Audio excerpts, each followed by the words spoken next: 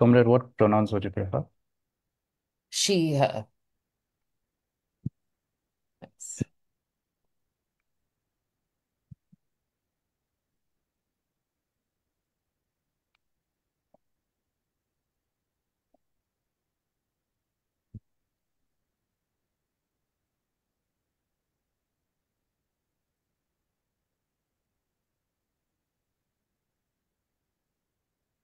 Okay. On behalf of the Students' Federation of India, thank you for um, tuning in to this online lecture, which is being hosted in the run-up to the 18th All India Conference of the Students' Federation of India, which will be held between the 27th and the 30th of June this year in Kozhikode, Kerala. For today's online lecture, it is a great privilege to host as our speaker, Comrade Dr. Parvathi Menon. Comrade Parvati is a Marxist academic who is currently an assistant professor at SOAS, University of London, where she also serves as the co-director of the SOAS Center for the Study of Colonialism, Empire, and International Law. Comrade Parvati will be speaking to us today on engendering a race for profit, labor, land, and capital in international law. Now, before we begin, if I can ask all of our viewers, wherever you're watching this, Facebook or Instagram, to jot down your comments in the comment section, and we can take them all up at the end. And with that, yeah, Comrade Parvati, the floor is yours. Thank you. Hi, everyone. Thank you so much. And thank you to Comrade Nikhil Matthew for inviting me to give this talk. I'm deeply honored. And thanks to Comrade Shantanu for hosting. So today I want to speak a little bit about the role of gender and race in the building of capitalist societies and the relationship that they have to law. Now, often Marxist scholars ignore the workings of the law, and my modest attempt would be to shine some light on what the law does to further the imperialist and capitalist agendas. Now, in the wake of, the Black Lives Matter movement, we found this kind of increased prominence for anti-racism kind of entrenched in this political fight across the world.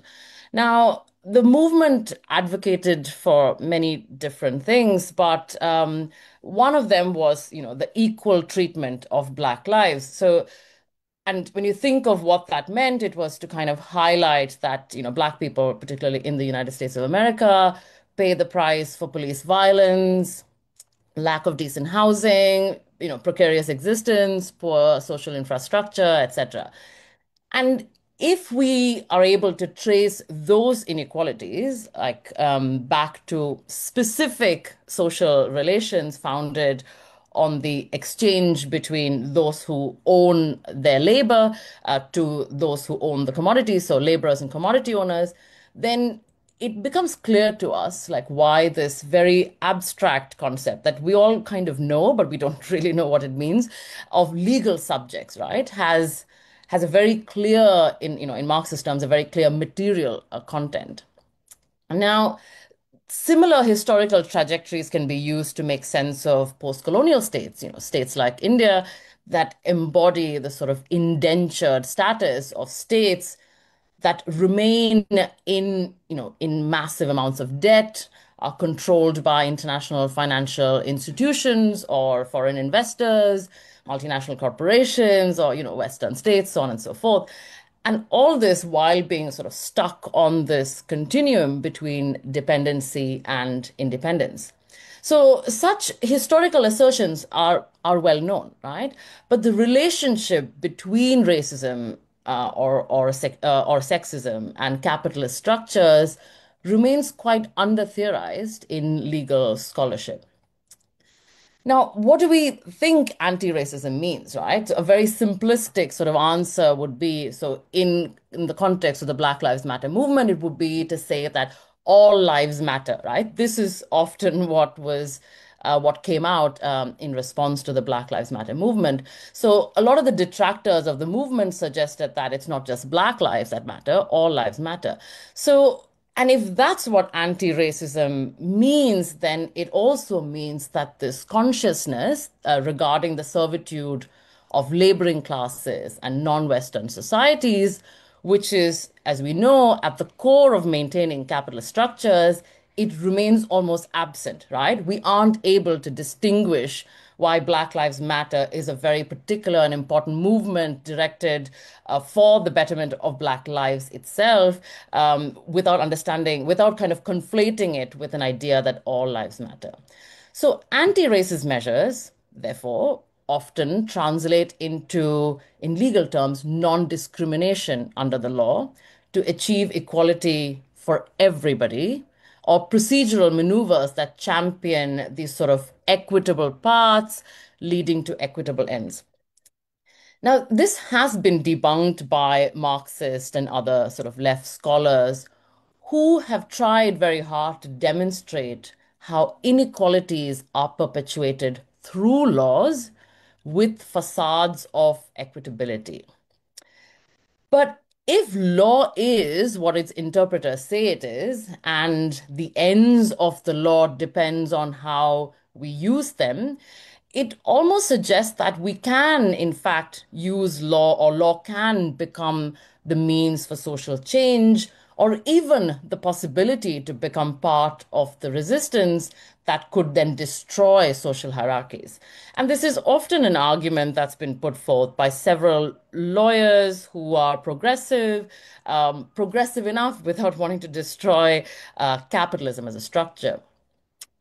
But we also know that law has rarely served as a tool to destroy structures that perpetuate inequalities, because those inequalities are often created and mystified by laws themselves under the guise of a political equality among people and states.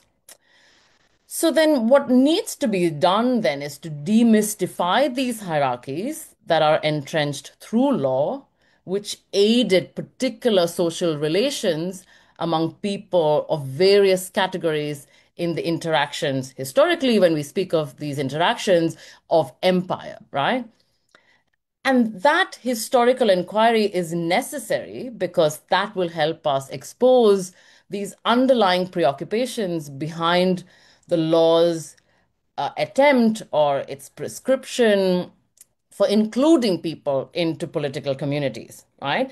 And often this inclusion of people has been in relation to one of three things, or at least that's what I claim: either their labor, their land, or the capital that they valorize.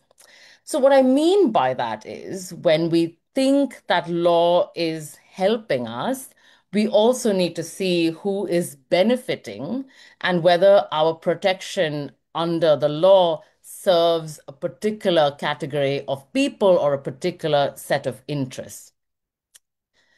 Now, when we think in terms of these legal standards, many of them have been incorporated into domestic and international law. So there are different ways in which it's been incorporated, right? So whether you think of it in terms of requirements for citizenship for stateless persons, or if you think of protection that's granted for capital flow, for the inclusion of colonial states or colonized states into a civilized world, among others. So this sort of legal language often like is confusing, right? And purposefully so.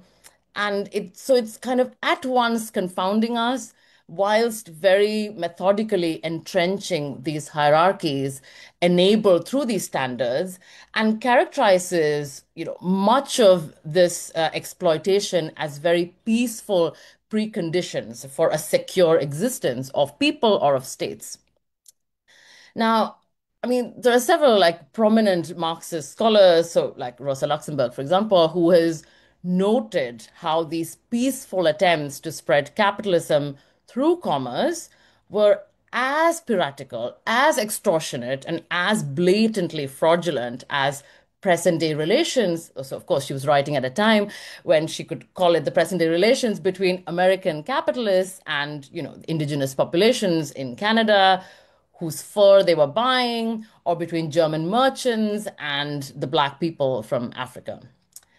So you realize that what law is really doing, and quite cleverly so, is to kind of embed this duality, right? On the one hand, there is a sense that law helps or enables peace, whilst also enabling exploitation, as Luxemburg claims. So how do we make sense of this kind of duality of the law, which is, bringing in peacefulness and exploitation together in a way that we do not really see it? So in my own work, I, look at this vocabulary of protection, which is such an important kind of word or term of art, if you will, in among legal scholars, because we all want to be protected by the law. So, what does protection really mean, and why do we all want to be protected by the law? And what are we losing as a consequence of kind of admitting or wanting or surrendering rather to law? Now, it's interesting because protection as an ideology is often found to balance the capitalist and non-capitalist strata in society by differentiating categories of people, right, who were protected by authorities, whether public or private, to differing extents. Now, you find that this is done methodically in very many different terminologies are used. So it could be this idea of civilization, like how can we better civilize a certain population, or how can we better develop a certain part of the world. All of this kind of entrenches this idea that a civilized group of people or a developed group of people are essentially just a much more capitalist sort of society. And so, what that means is then when you look at these concepts, you realize that what they do is they pretend that there's a kind of equality that law desires and that people desire by kind of also entrenching racialization and gendered kind of differentiations that then support what then appears to be an equality on the surface. So you find that authorities like states or any other public authority prior to the existence of states as the sole public authority, that protection was a desirable legal, social, and political end, right? Whether for those who used it to safeguard their property interests or for those who existed on the peripheries or outside of the political community that always wanted to be included, right? So when you exist on the periphery, your default is to want to be included either by the world liberal order, by your state, by your community, whatever it be, right? So then the essential question that I think needs addressing to some extent is why were outsiders constantly protected, right, by the law? Why did European powers, for example, extend protection to racialized people? And how did extending protection to racialized people relate to those who were already enjoying the benefits of the law inside and outside the realms of the empire? So when you try and answer these questions, and answering them helps to underpin how the language of protection by the law both embedded and managed these hierarchies of legal subjectification that I claim enable the expansion of empire. And while trying to, kind of make sense of this entire trajectory, it's taken me on several different paths that's led to an exploration of protection as creating different types of social relations, which then, facilitated what Marx called the Trinity formula between labor, land, and capital. So protection is understood as its core as this kind of political relationship between the authority who is protecting, the protector, who could be the state, the sovereign, the king, or the protected who are subjects or citizens. So my work was essentially to go beyond such a premise to explore what the social underpinnings of these relationships are. So, consequently, how these practices of granting protection to people enabled legal orders to fulfill their material aspirations through creating different sort of categories of legal subjects. So, you had again, which also brings in the class component, which law doesn't particularly acknowledge, but it exists. So you have, elite natives, non-elite natives, merchants, settler colonial, groups of people, etc. So how were these sort of formulations constantly changed or adapted to the needs of capitalism along, historically speaking? So in tracing like the different meanings of what protection means or protection being protected by the law means, we need to then uncover the foundational basis for many of these transformations that happen in law through different periods, right? In the conceptualization of enslaved people to kind of understanding the hierarchies, beneath modernity's sort of single subjectivity, because today we don't, think of enslavement as an idea that exists under the law. Everybody is a free person after the abolition of slavery, but we know that there are hierarchies hidden beneath these single subjectivities.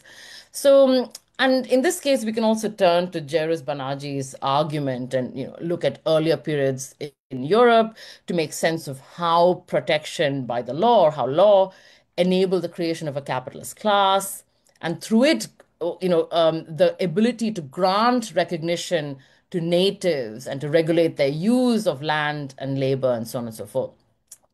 So at the same time, by paying heed to these transitions, right, whether of freeing enslaved people, liberating colonies, or freeing the movement of capital, it's also important for us to show how law or legal abstractions were repeatedly changed, adapted to the changing social formations in history.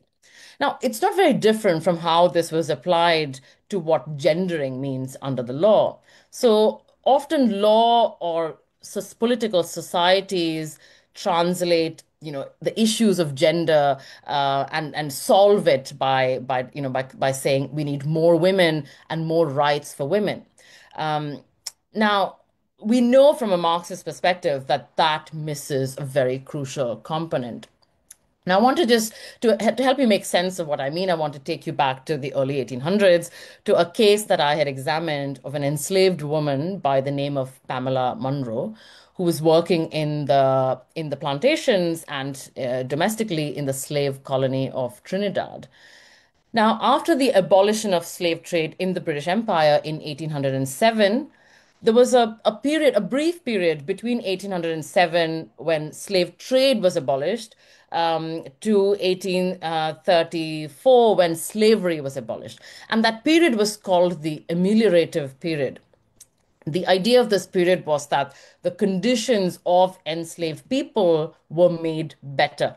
And one of the key steps of, the creation of this betterment was an office called the Office of the Protector.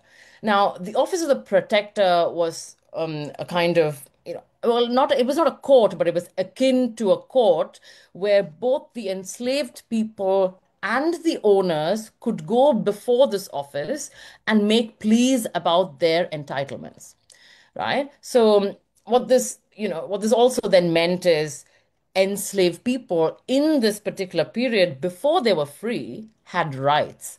Um, One of these rights was the right to be emancipated, which was the job of the protector to facilitate. Now, the Office of the Protector facilitated Pamela Munro's plea for emancipation, but the protector said it was difficult to evaluate the cost of her freedom because she was an extremely capable woman.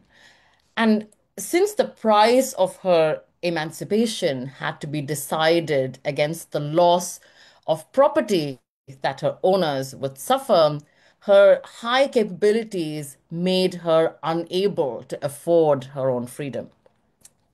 Now, there are many possibilities, right? In this one particular kind of story that I've said, what do we make of this particular case, right? So some of us would, or I think some parts of like the Women in History projects say that, telling her story itself is part of the Women's History project of women's agency. She asserted her right and so on and so forth, and we should be happy with that. But we know that that's obviously deficient.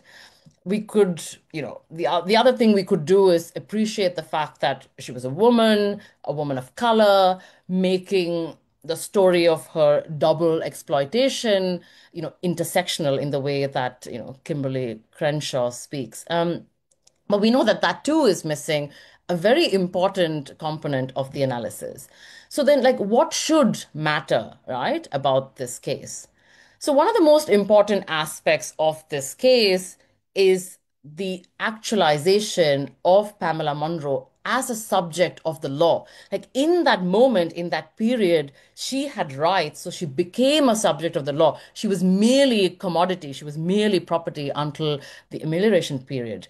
So, this is what, the Marxist scholar Althusser calls interpellation, right? So she's like interpellated as a legal subject whilst also being treated as a commodity. So it's a very conjuncturally specific moment in history that we really need to understand. So this enslaved woman's subjecthood and subjection in that moment kind of coalesces. She's at once person and property. So the exchange between her labor and the capital of the slave owner in this context is important for us to note because it tells us that until that period of amelioration, this idea of the commodity farm was confined to a very narrow spectrum, right? The only kind of commodity exchange happening until that moment were between slave owners who were buying and selling people. But the enslaved people themselves were not involved in this exchange, right? Even though obviously their labor was extremely consequential to the land that they were, helping till and to the creation of capital. So, what law is really doing here by granting her this right to ask for her own emancipation was to create a forum where she could avail this right, before this office of the protector. As long as she was able to pay what's called quote unquote fair value, or what, Marx likes to call fair wages, as being a complete anathema. So, what law does then is to facilitate a kind of exchange between what appears to be very much on the surface, what appears to be autonomous owners of two different commodities. One is labor and the other is capital. And under conditions that are rationalized on the principles of the marketplace. So this moment is really captured by the introduction of this new category of people called the protected slave, right?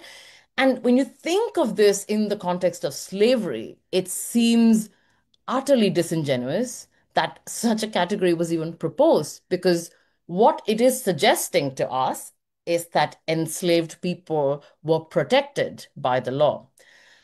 And what the protected slave really captures are the racial regimes of property and ownership through a legal logic, right?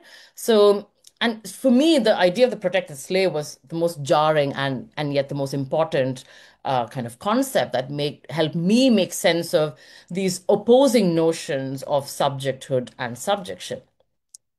So, what it then means is that protection by the sovereign or the state or whichever public authority is not a rejection of violence, right? Because slavery as an institution is just the most violent institution that there was. And nor was the idea of the protected slave kind of a harbinger of free labor, but that's what it actually signaled, right? And then it made clear that free labor itself does not preclude violence, as we know, as Marx is. Um, so the protected slave was combining while separating the slave and the worker. And what they did was tie their welfare to the development of capitalism. So the idea that your conditions are bettered does not necessarily mean that you are fighting capitalism. Sorry.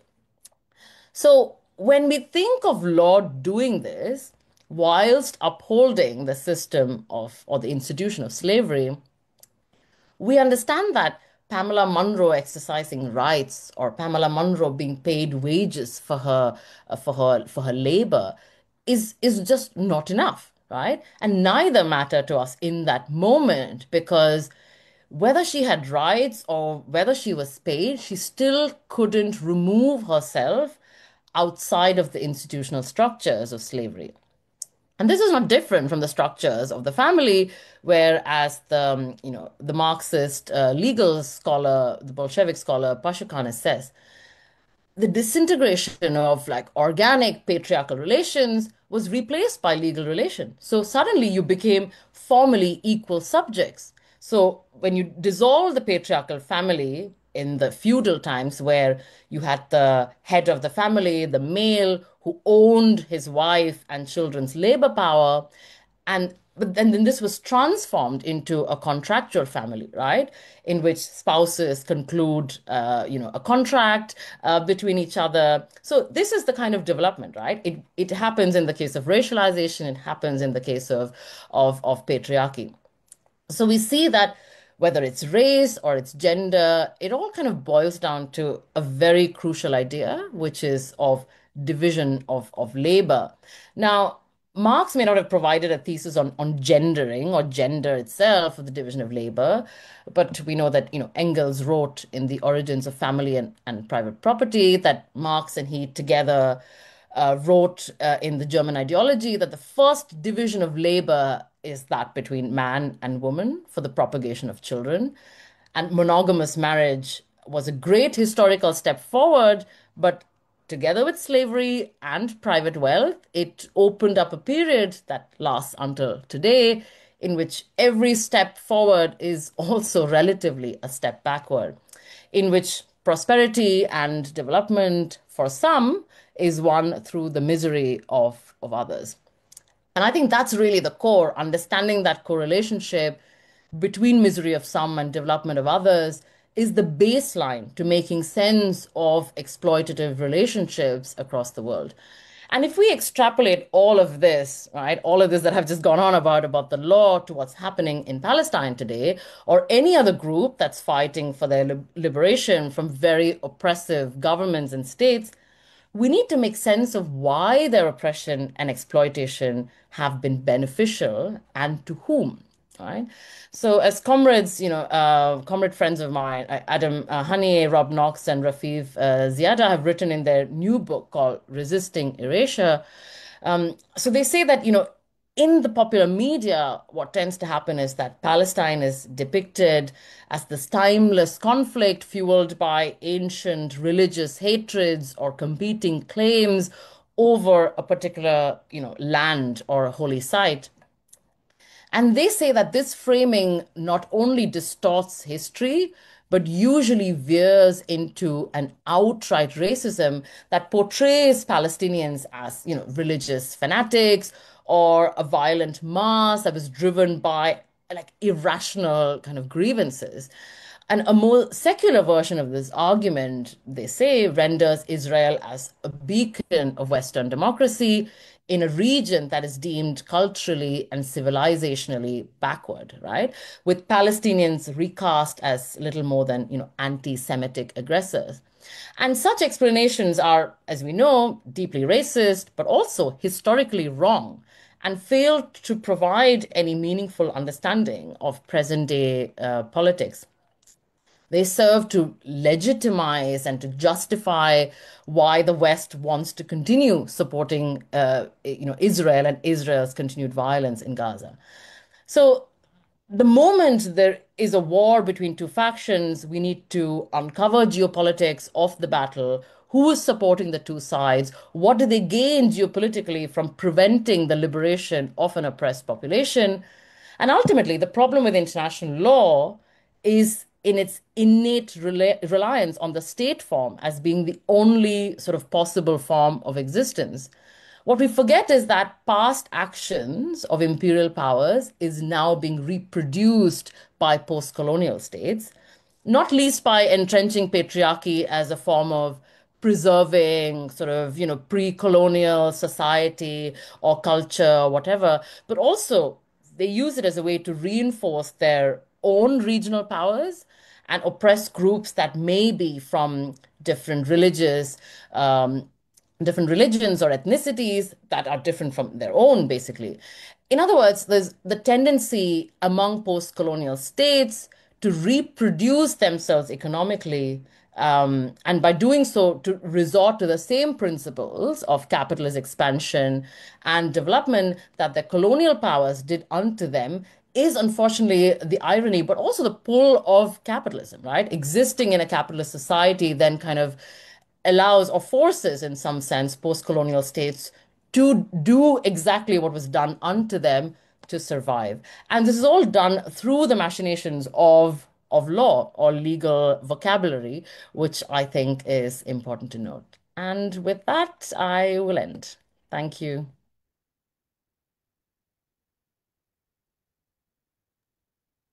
Thank you so much, Kamrit. Your narrative, especially on Pamela Munro, is extremely interesting, given my own work on Kamya labor in Jharkhand. Um, we have a few questions on our Instagram and Facebook. If I can go ahead and read those out for you. So, okay, sure.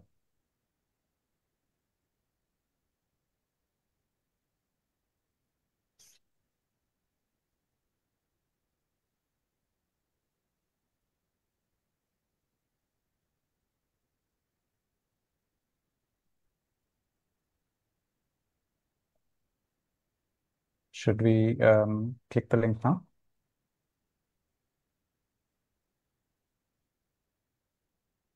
Okay.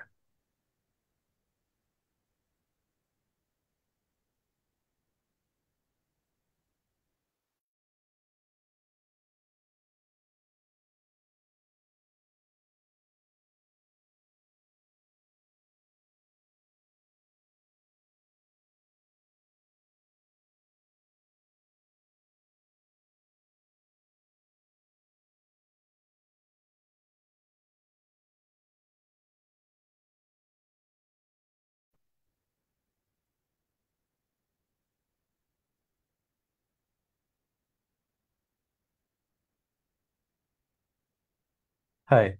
Yes, we're back. Yeah, so Comrade, we do have a couple of questions, some of them on Facebook, some of them on Instagram. So on Facebook, we have Ankit Vyas, who said, would you say that the abolition of slavery, at least in its traditional form, happened because it was seen as more economically beneficial to end slavery than to maintain it? And we have a couple of questions from Nupur, the first one. While capital expansion is largely at the heart of lawmaking, does law as a superstructure find itself in contradiction with this space? Are there examples of this in the contemporary wars slash conflicts we're seeing?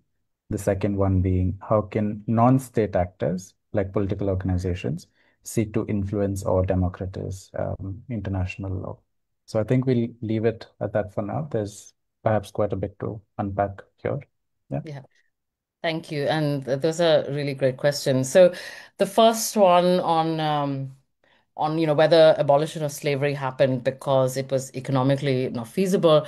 I think, I mean, there's a treatise written by Eric Williams called Capitalism and Slavery, which actually responds to exactly that question. I think so. The interesting thing about that is the narrative has been, particularly by the enslaving powers, especially Britain, which loves to claim that it was the first to abolish slavery. Um, so it's seen as a very like humanitarian moment when imperial states decided that or decided or started to recognize how cruel and violent slavery was, which seems ironic because they obviously benefited from it, and even when it ended, it's really important to remember that. it was ended alongside a massive sort of payout that was given to slave owners. So it was not that, oh, this is a terrible idea and therefore we must just, get rid of the institution and, penalize everybody who benefited from it. It was quite the contrary. So the slave owners actually got a massive payout, which Britain, by the way, only managed to repay that loan in 2015. So you can imagine how much money was taken, out of British treasury coffers in order to repay slave owners. So 100%, I mean, the idea of ending slavery was completely because they just found it untenable, and for several reasons, right? Which I think Williams's thesis outlines, and it was that free labor was just a much more beneficial way to carry out the kind of exploitation that they wanted to without spending a lot of money on imperial expansion. Like they just needed to find better sort of legal devices, which then did not require them to sustain, economies or sustain colonies, which was, not a cheap exercise. So you find that, in the period after the abolition of slavery, that much of the legal maneuvers were all reliant on like, treaties and kind of like equal measures, seemingly equal measures, which then allowed for oppressed peoples or colonized people to kind of hand over their territories and access to their territories. And the argument has always been that it was legally done, like it was done through treaties which were inherently and blatantly unequal. So so I think that's a very fair point that the economically beneficial, kind of theory is 100%. I think what any Marxist would kind of argue and agree with your point. The other question about I think it was about like what can political groups do. Oh, so sorry. One was about the relationship between law as a superstructure and economy as the base, and I think how that relationship gets translated. Um, so I think that so this is also interesting. I think much of sort of Marxist scholars, there aren't many, but in the legal sort of fraternity, would kind of try and push back against that very that very clear sort of demarcation between the law being in the superstructure and the economy being in the base. I think what we would maybe try and push for, or what we often push for, is to think of it as just components of a totality. So uh, what that helps us do is to not think of one as being the thing that emerges first and the other one kind of like responding to it. So we think of it as just parts of a whole, where the law is being constantly kind of transmuted to give effect to what the economy needs, and vice versa. So it's not so much that a highly economist kind of notion of Marx's interpretation would then mean that law is just existing after the fact to give effect to what the economy needs.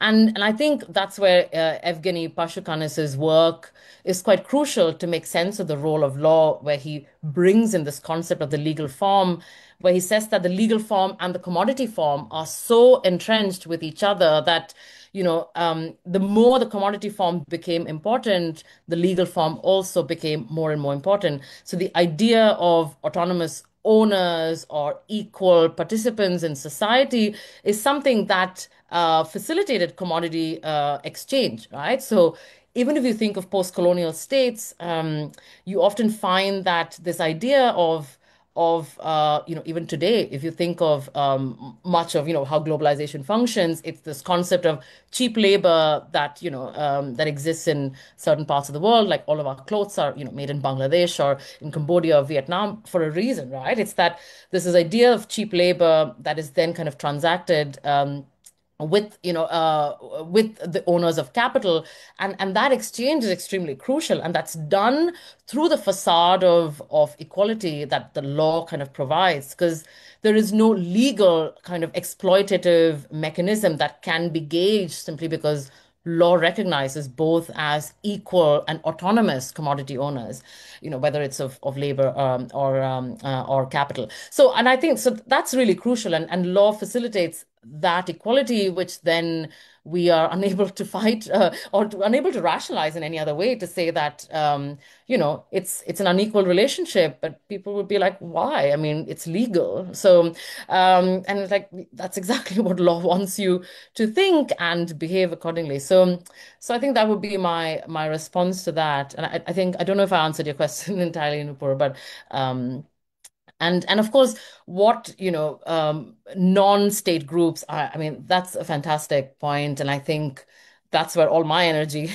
goes because I think that that's really the key. That's really the key, building solidarity and building like political movements that can counter oppressive governments and other iterations of authority is really really important. I think that should be our politics, which is why I'm always in favor and just immensely support groups like the SFI because I think these movements and kind of ensuring the politicization of students and youth is the only way forward because otherwise we tend to be co-opted by the system so easily, and we are in many ways. We can't do anything about it. But this is our mode of resistance, right? We have to resist and we have to fight. I mean, there's a much bigger battle to be fought. So I think that remembering that is really key. Yeah. Thanks, Comrade. I think that's an excellent note to sort of segue into my very last, I wouldn't say question, but before we close, would you like to say anything to our delegates who will be meeting between the 27th and the 30th for the 18th All India Conference?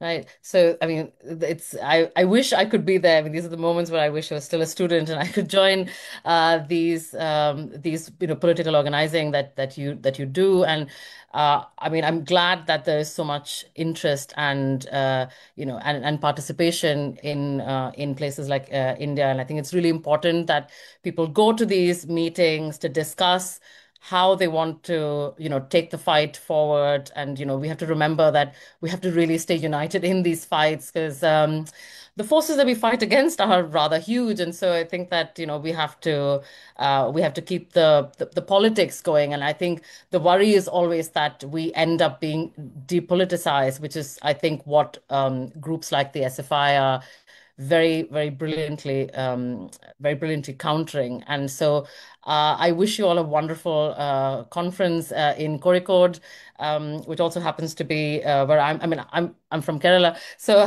Kozhikode is very close to my heart. It's where my mother's from. So, well, enjoy the conference, and I hope you have a very like a revolutionary kind of energizing time there together and in solidarity all the time. Yeah.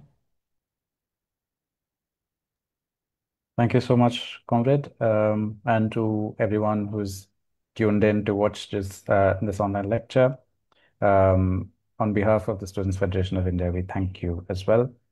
With that, that's it for today. Thank you so much. Thank you, comrades. Thank you so much.